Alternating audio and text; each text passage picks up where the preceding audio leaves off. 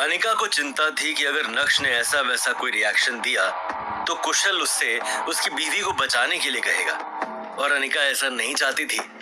हालांकि अनिका और नक्श की शादी को 3 साल हो गए थे, लेकिन उसके बाद भी अनिका उसे ठीक से नहीं जान पाई थी, और अनिका ने इससे पहले ना ही कभी नक्श को किसी का इलाज करते हुए देखा था। सबसे जरूरी बात, अदिति अग्निहोत्री परिवार की बहू थी।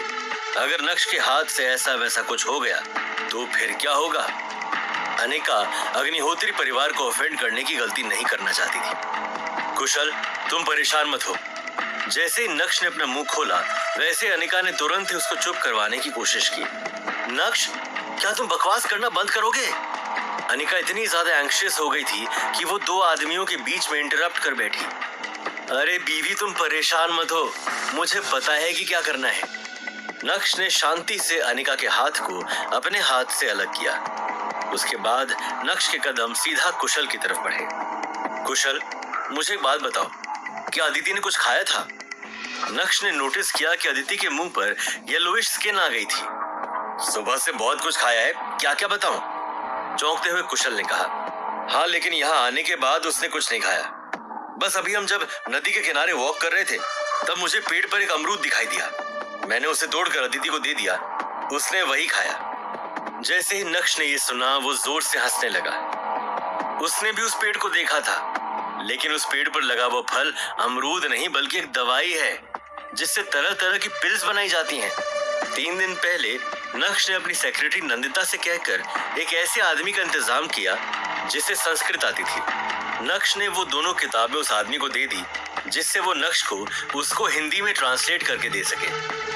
2 दिन बाद नक्श को उन किताबों का हिंदी वर्जन मिल गया, और पूरी रात नक्श ने उन किताबों को पढ़कर चाट डाला। मिस जूली को तो कोई अंदाजा नहीं है कि वो किताब कितनी काम की है, लेकिन आज नक्श को पता चल ही गया कि उस किताब से वो कितना महान बन सकता है।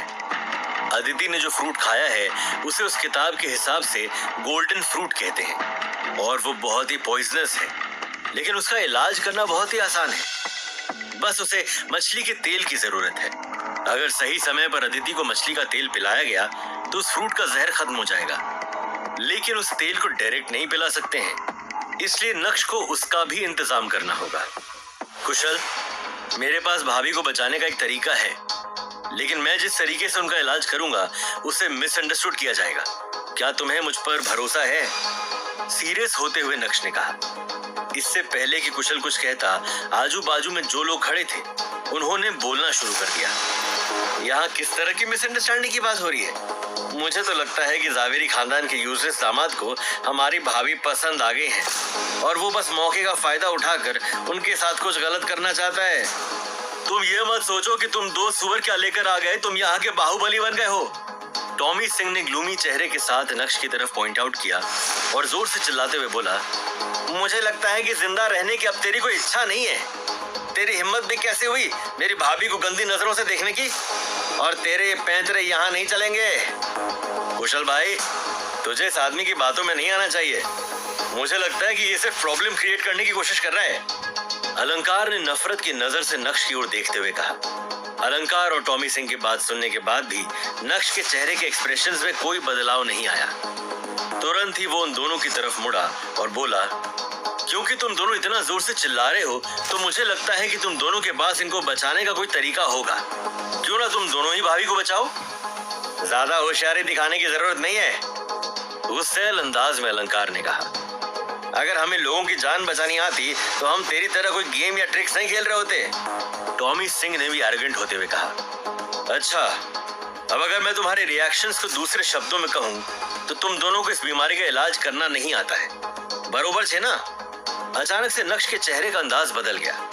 तो जब कुछ समझ में नहीं आता है तो फिर यहाँ पर फालतू की बकवास क्यों कर रहे हो? उसी समय कुशल, जो बहुत ही ज्यादा सीरियस था, उसने अचानक से कहा, नक्श सही कह रहा है।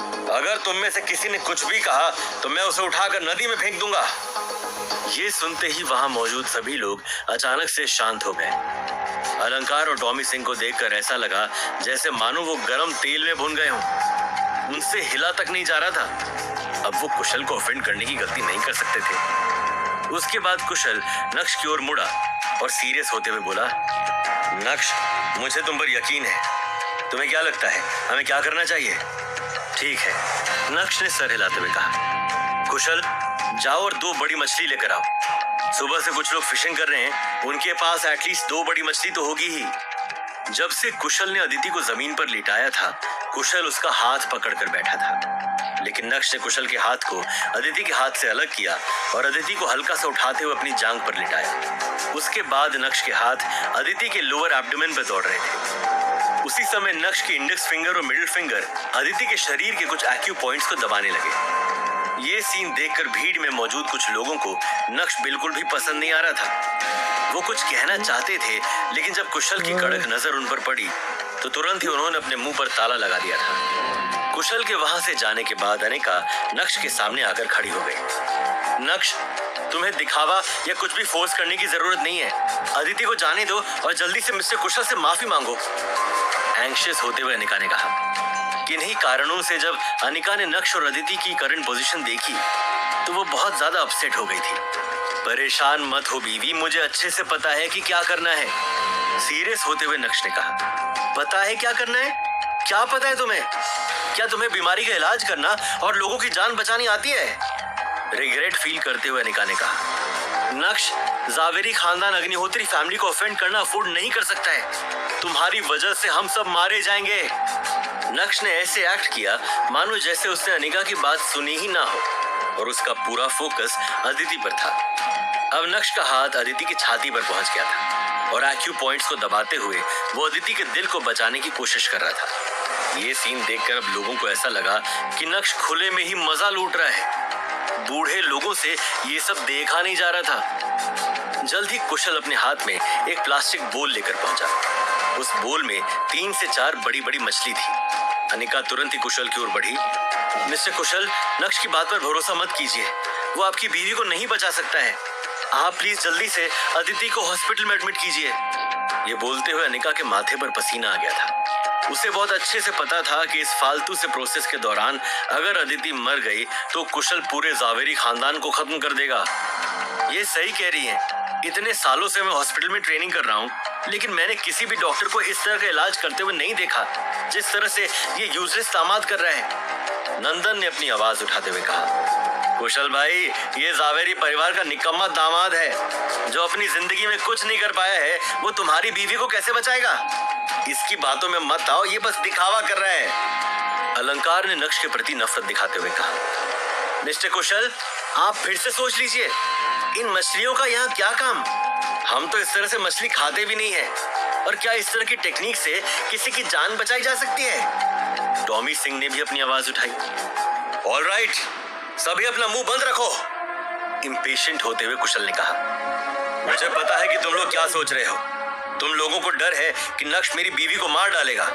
मेरी वजह से तुम सभी को प्रॉब्लम हो रही है, लेकिन तुम लोगों को परेशान होने की जरूरत नहीं है। मुझे नहीं पता कि नक्श मेरी बीवी को बचा पाएगा या नहीं, लेकिन जो भी होगा मैं उसके लिए किसी को भी ब्लेम नहीं करूंगा। कुशल ने सभी की ओर देखते हुए कहा। आप सभी जानते हैं कि हम कहां पर हैं। ये जगह कितनी रिमोटली लोकेटेड है। अगर हमने एम्बुलेंस के आने का इंतजार किया तो मुझे नहीं पता कि वो कब आएगी भी या नहीं। इसलिए मैंने नक्श की बात पर भरोसा किया है। जैसे ही कुशल ने अपनी बात खत्म की, वैसे ही सभी ने अपने दिल में राहत की एक गहरी सांस ली। कुशल ने साफ कर दिया था कि अगर अदिति की जान नहीं बची तो वो किसी को भी ब्लेम नहीं करेगा, इसलिए किसी को भी परेशान होने की जरूरत नहीं है। दूसरी बात, नक्श जो करना चाहता है वो कर सकता है। कुशल की बात सुनकर अनिका स्टन रह गई थी। उस दिन जब वो नक्श के साथ देसाई आंटी के एम्पोरियम गई थी, तब मिस जूली को नक्श पर पूरा भरोसा था, लेकिन वो हेजिटेट कर रही थी। अब कुशल अग्निहोत्री, जिसे नक्श को जाने हुए महज 3 घंटे ही हुए हैं, उसने भी नक्श पर भरोसा करना तय किया। हालांकि अनिका और नक्श की शादी को 3 साल हो गए थे, लेकिन अनिका को कभी भी नक्श की साइड लेते हुए नहीं देखा गया था, खासकर इन मामलों में जहां रिस्क फैक्टर बहुत ज्यादा होता है। शायद मैं अभी तक उसे ठीक से समझ ही नहीं पाई हूँ। नक्श की ओर देखते हुए अनिका ने मन ही मन सोचा। सभी को इग्नोर करते हुए कुशल सीधा नक्श की तरफ बढ़ा। नक्श, हमें इन मछलियों के साथ क्या करना है? क्या अदिति को ये मछली डायरेक्ट खिलानी है या फिर कुछ और? अदिति का शरीर कांप रहा था। इसलिए नक्श ने अदिति के दोनों कंधों को पकड़ रखा था, जिससे वो उसकी जांग से नीचे न चली जाए। मुझे मछली से नहीं, मुझे मछली के तेल से मतलब है, लेकिन उस तेल को मैं डायरेक्टली नहीं पिला सकता। मुझे उसे गोली में रिफाइन करना होगा और बराबर का प्रपोर्शन रखना होगा। शांत रहते हुए नक्श ने कहा, तुम्हें दवाई बनानी आती है? तुम गोली बना सकते हो? कुशल ने शॉक्ड होते हुए कहा। जब लोगों ने नक्श के मुंह से ये सुना तो सभी लोग चौंक गए थे, लेकिन बाद में सभी नक्श का मजाक बनाने लगे। वाह, मजाक की भी एक हद होती है। पहले इस कचरे ने कहा कि वो डॉक्टर है और उसे इलाज करना आता है, और अब जावेरी परिवार का यूजलेस दामाद कह रहा है कि उसे दवाई बनानी भी आती है। पता नहीं आदमी अपने आप को क्या समझता है।